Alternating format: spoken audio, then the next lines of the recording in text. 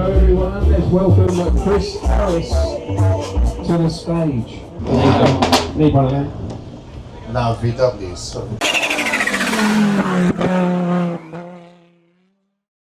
What did you think of the drifting? Knockout. Of course, the crowd winner was that Volvo with the rotary engine, which every time he went for a gear change, the ignition cut really smashed my lungs out of my chest. Incredible noise. But just want to thank you for being here today, and you don't do many of these sort of events, do you? Like modified car events? No, I don't do many car events because I'm not very good in large crowds of people. But actually, this is a lovely thing to come and see because I was here last weekend racing a historic Mustang, and as I said, it's great to see a circuit used in so many different ways. So last weekend was all old cars, people wearing tweed, and now you look like normal people. Right, I'm going to hand this mic over to Phil, and you're going to ask the first question because you've got a personal interest in this because you're a bit of a podcast fan. I am, yes. For my sins, I listen to your podcasts. Well, actually, I watch it on YouTube. The Chris Harris Cars podcast has been a phenomenal success. It's just hit its 52nd episode, or it's about to come up to its 52nd episode. So just tell us a bit about how it came about. I do a podcast with a random selection of people. It might not be quite this audience, it's more, we're a bit older and a bit more stuck in our ways. But everyone that's on that podcast would love lots of what's here. I think there's a problem in all media where you're stuck with the same voices, and I didn't want the same voices because I could have got a racing driver and I could have got a test driver and another one of me. But I wanted some different people. So I found Manish Pandey, that he directed and produced a film called Senna, which is one of the great film. It's one of the great sporting documentaries. So he did that, and I got a guy called Neil Clifford, who is the CEO of Kurt Geiger Shoes. So yeah, he sells plimsolls. But he's a fantastic car guy. Well, he tells a great story of driving to work in a Renault 5 Turbo, I think, from one of his first company cars. He's a complete car tragic like me. We all went under the heading of being addicts originally. We called ourselves the addicts, but that carries with it negative connotations. So everyone said, can you drop the word addict? Otherwise we won't sponsor you. So obviously I dropped that because it wasn't the money. And my friend Chris Cooper, who I raced with, he was the most obvious one. I suppose it just reminds us that this is a really disparate hobby, and maybe as long as you've got one thing that you all love together, which in my life is always the car, then you've got something to talk about. And I think the podcast format lends itself so naturally to automotive enthusiasm because we're all nerds. Like we're the people within our social groups, other groups that go, yeah, he's a bit weird about cars, or she's a bit weird about cars. I think what I really like about it, Chris, is that although you've clearly all been very fortunate to own lots of different cars in your time, none of you have forgotten the first love of cars, whether it's there for a 205 or a Ferrari. You know, it's anything in between. And I think that's what I like about the podcast. I think if you sneer at what's beneath you in life, you're a dick anyway. And you've got to remember where you came from. I was just describing, on the way here, I was describing an amazing column that a guy called Russell Bulgin, who some of you remember, Russell Bulgin was one of the great motorbikers, sadly died far too young, 20-something years ago. And in Evo, I think it was the first issue of Evo, he wrote this brilliant column about, he imagined two people, it was a bit male-centric then, but it was two guys driving onto a petrol forecourt. One's driving an old 205 GTi, a bit beaten up, and one's driving a brand new Porsche.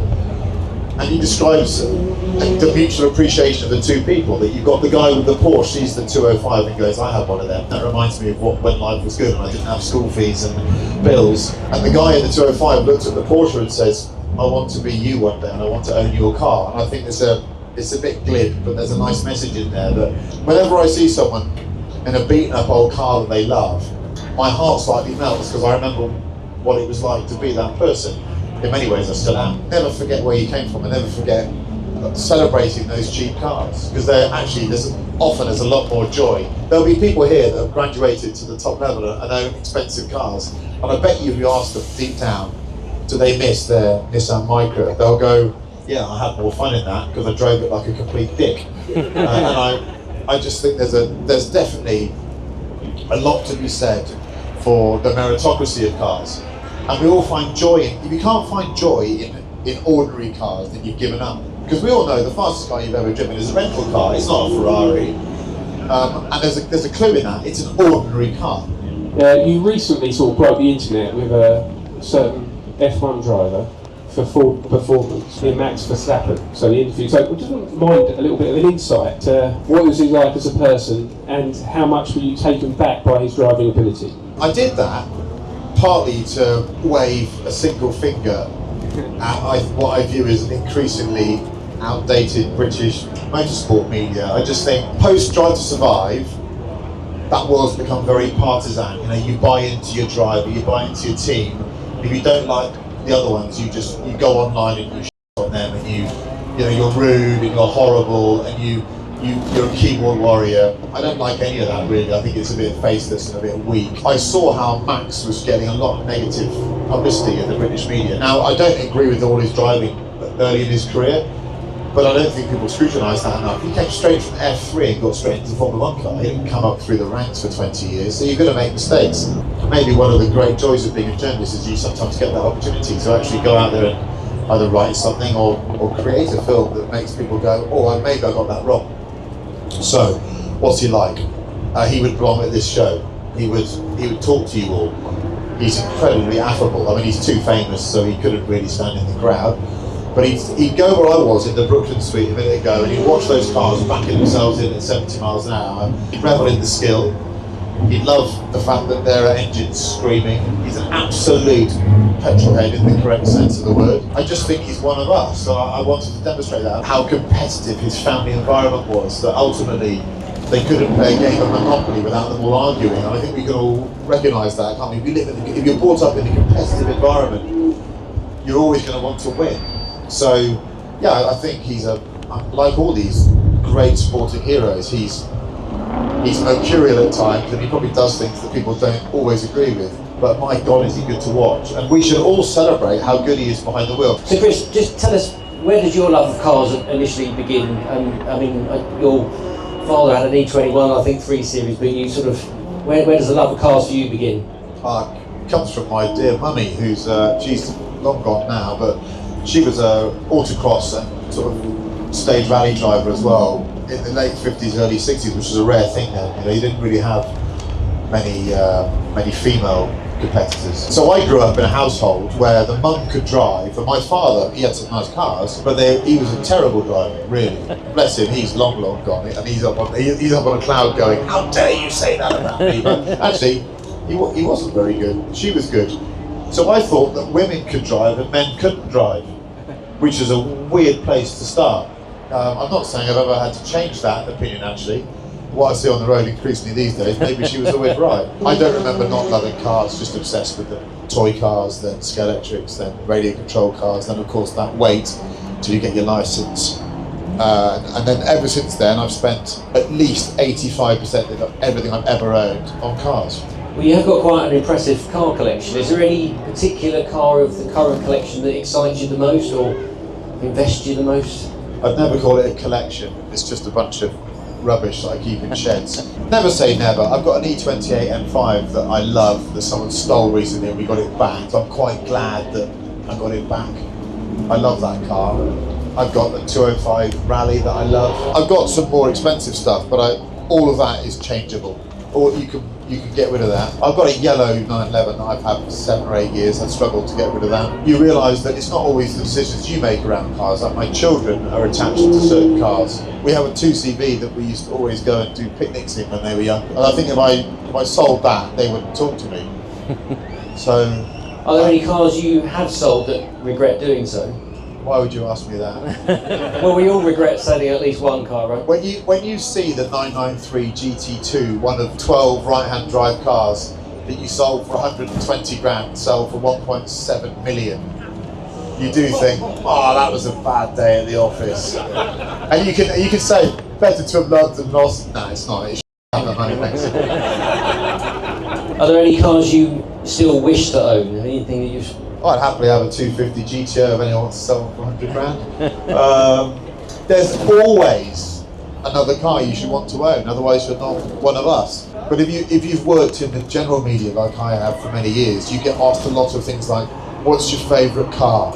You know, the person from the Daily Mail, when you're being interviewed for Top Gear goes, what's your favourite car? Once you've resisted the urge to headbutt them, because it's so boring, what you say is, and I mean this, it's a different one every day.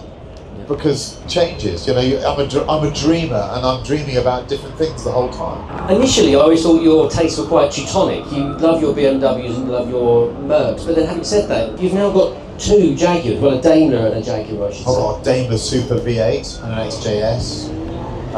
They're both wonderful. I'm just finding real joy in old stuff.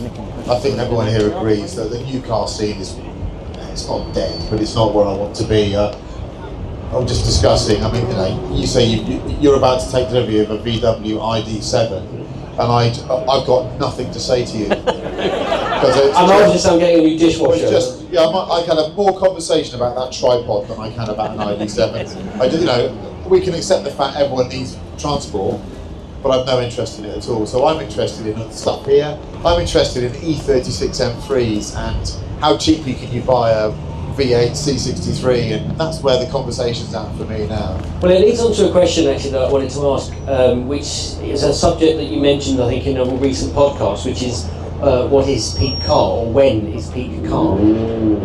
It's interesting. I think it's between 2008 and 2020, and it's probably, and I'll get someone will throw a pint of wee at me in a minute, but it's going to be Mk7 Golf GTi, isn't it? Probably is.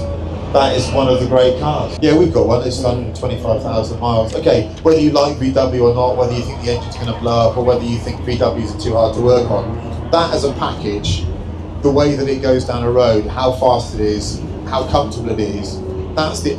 If an alien landed and said, "What's a human being capable of?" I'd say, "Well, look, they made those and they sold those for that much money, and we're not doing it anymore." What are your thoughts on modified cars? So, have you modified a car? I believe you have. And Oh God. yeah, well, tell us your experience of actually modified cars and your favourite mods. I'm not known for being around modified cars because the part of my career that was more public was around new car reviews. But like anyone, I came through the modified car scene. You know, I started out reading car magazines from a very young age. Or, you know, car, auto car, fast lane, performance car, all the standard stuff. But I remember I went to a fancy school, it wasn't my fault.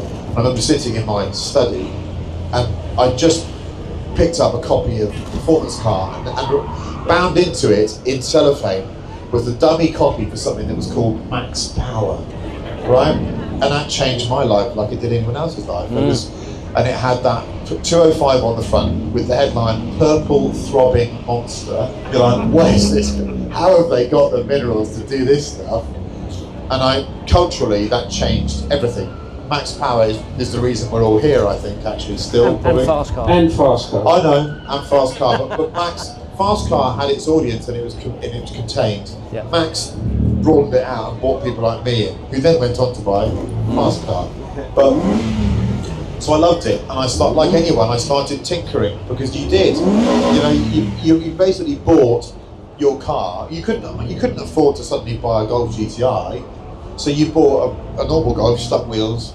You messed with the engine, you put an exhaust on it. I started out in Mini, so Mini World magazine was huge for me. So I bought, my first car was a 998 Mini, Jan speed exhaust, twin SUs. You know, obviously that got fired into a hedge a couple of times. Then it got stolen, and I bought another one that got fired into a more solid object than a hedge. And then my father said, "You can't have any more of these Minis, you're going to die." So I bought a Porsche 205. I couldn't leave that alone, so that had an exhaust. That didn't end up in a hedge, and what happened to that one? That one got stolen. But then it went on. But I was always tinkering. I suppose that was the era when you almost couldn't leave it alone. You almost felt naked if you didn't have a set of wheels. Yeah. And then I got into the hi-fi thing, which was utterly tragic because it was so expensive. But I loved it, and I found a bass bin with two Alpine Max bass 200 whatever 12-inch subs in it the other day, and a big V12 amp strapped to the back. I've still got all that stuff. My sound-off career ended in a car park near Blackburn Leys in about 1994, I think it was, when we turned up to a sound-off. Everyone had these much bigger builds than me. We thought we'd be a bit arch. And they maybe used to buy those tracks that actually produce those low frequencies that can demonstrate how stupid your build was. And we went with a copy of the Jungle Book soundtrack and played I Want to Be Like You, Ooh, Ooh. And we just got asked to leave. So that was the last sound off I went to, because we played the Jungle Book. I couldn't leave it alone. And actually, it's come full circle, because now I don't have the joy in the new cars anymore. I've got some, but I'm building an E61 M5 Touring that's got a crazy engine going on and Schritt cams. We're going for 600 horsepower now. I've got an Integrale that's been at Tank Barrett that's got a load more power. I want cars that have got my personal touch to them, and I'm destroying the value of them. There's no, my M5 is unsaleable, but it probably owes me £100,000, and I don't know if that either means I've earned a few quid or I'm an idiot. It's definitely the latter. So I'm coming this is much more, I really align myself with tweaking cars much more than I did 10 years before. 10 years ago I wasn't up for it, but I'm so bored with the new car offerings, I'm going to do it myself. Yeah. Oh, that's awesome. I didn't really know that, but maybe if you get the M5 ready, you bring it here next year and launch it. Oh, I tell you what, we will do. It'll be on its 5th engine by then. So looking back at your time on Top Gear, is there any standout behind the scenes memories that the fans never got to see? You can never answer that question, can you really? Because there's obviously a whole load of stuff that went on that's never repeatable, because that's what happened. Television, or big budget television as it was then, is an incredibly involved, complicated world, and I didn't respect it enough. The number of people it takes to make a big TV show still bends my head. It's part of the reason I love making YouTube films now, because it's quick, it's expedient, and there isn't that inertia. You just got you, your mate, and 2 other people, and you can make something really quite good. You turn up to make a Top Gear film, there's 50 people. So I'd always take a photograph of what you'd see. So for example, I remember going to Kazakhstan to do a film with, that's very early days, that was just after Evans had gone, and it was myself and Rory and Matt LeBlanc. And all you see is this incredible shot of us. There's a taxi, a London taxi, German taxi, I think it was a W124 Mercedes, and I was in a Volvo estate. And we're near the Baikonur Cosmodrome in Kazakhstan. It's one of the most incredible places I've ever been to. I feel very privileged, because it's unlikely any of us is going to be invited to Russian territory anytime soon, probably. So there's this scene where you've got all these big sort of radio masts and satellite dishes. It looks like something out of Star Wars. The light is all red. But I took a photo the other way. It looks like we're on our own. There's 50 bloody cars. There's a town full of people behind you. You've got all this sense of loneliness. You're not lonely, you've got 50 people with you. So it was always much busier than you thought. I'd like you to know that Matt LeBlanc is a real car fan, and is a brilliant motorcycle rider, totally authentic. I wouldn't say all of my co-hosts are always entirely authentic with their love of cars and their ability to drive, so I'll leave that there. Tell us about the car challenges, because we were quite keen to know how much of involvement you had in actually sourcing the cars. Did you actually sort of go and buy them, or did you just write a discount, or how did it work? We weren't allowed to. I think he's had enough of me, hasn't he? We just weren't allowed to go and do that. The BBC took care of it, and at times it was a shambles. Like we had a Renault 4 to go to Nepal in, right? And that's a story that is just full of shame. So I said, let's get a Renault 4. And I said, I'm not going to be involved in any cars being destroyed. I'm not going to be involved at all. And then sure, that was never really the case. They'd always find a way of bashing a car up. We had a Focus RS once that I think Fred just drove into me in it. I was like, I can't do this. I can't be seen by people hitting cars about. So this Renault 4 we bought, and they bought it from this lovely chap in London who said, they didn't say who they were. We took it to Nepal, it got beaten around a bit, and I said, I'm going to buy it. And I did a deal. I said, I want to buy the car. I wrote an email. When I come back, that's my Oliver, right? That's my car. And on the penultimate day, the handbrake failed, and it literally rolled down a hill. Now that was not in any way fixed. We didn't make that happen at all. I nearly got trapped in the bloody thing when it went backwards, so I'm aware of the fact that I could have hurt myself. But I hated the fact we damaged the car. Yeah. And the bloke that we bought it off was mortified. Yeah. It was the one side of Top Gear that I found really difficult, because I never wanted to be that person. Yeah. But then, and you'll notice that later on, less and less of that happened. Because I had a bit of a hissy fit and said, I'm not doing this anymore. Yeah, it makes sense. If you were to create a new TV programme or YouTube series, who would be your dream co-hosts? God, that's hard. I love working with Matt. I mean, we're free. So and I love, certainly not YouTube. I really love working with Paddy and Fred. I think we were on a bit of a roll there. I really enjoyed it. I know Jeremy's army will always say we were terrible, but I've got to deal with that. I like the northern thing. If I go to Liverpool, the amount of love for that show is quite interesting. If I go out in Guildford, people just look at me like I'm something on their shoe. It became a northern show without us realising. Who would I like to do it with? Steve Coogan and Viv Richards, because I love cricket. There we go. What's next for you? Future projects? What have you got on the horizon? There's a couple of TV show ideas that are in the making. One of which is nothing to do with cars, it's to do with trains.